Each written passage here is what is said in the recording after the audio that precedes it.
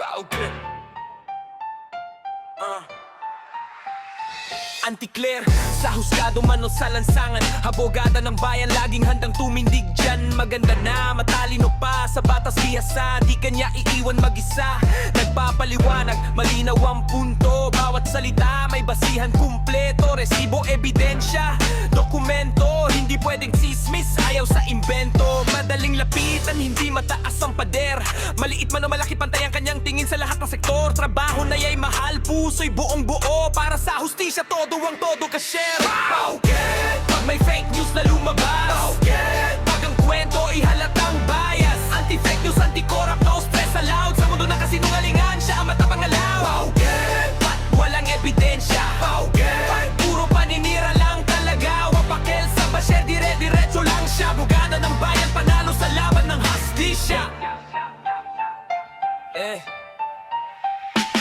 Lumaban sa batas, di takot mapagod sa bawat kaso. Buong galing ang handog mula sa karaniwang tao hanggang sa pangulo, pantay ang proteksyon.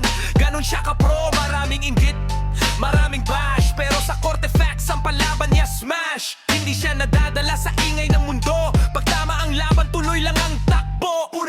May prinsipyo, may paninindigan, sa gitna ng gulo siyang ang liwanag ng katotohanan. Hindi nabibili, hindi natitinag, sa batas at dangal siya'y tunay na matatag. Bauket! Pag may fake news na lumipad, Bauket! Pag ang issue'y walang bigat, anti-fake news, anti-corrupt, anti-stress pa. Pag hustisya ang usapan, siya ang bahala. Bauket! Pag puro kwento lang, Bauket! Pag walang papel na tangan, kahit anong bash, dead ma lang siya. Sa tulo ng araw, panalo ang kamakinsa. Kung nalilito ka, kung ikaw ay inaapi, may abogadang handang makinig at kumampi. Hindi ka nag-iisa, may kakampi ka rito sa laban ng katotohanan, kasama mo siya mismo.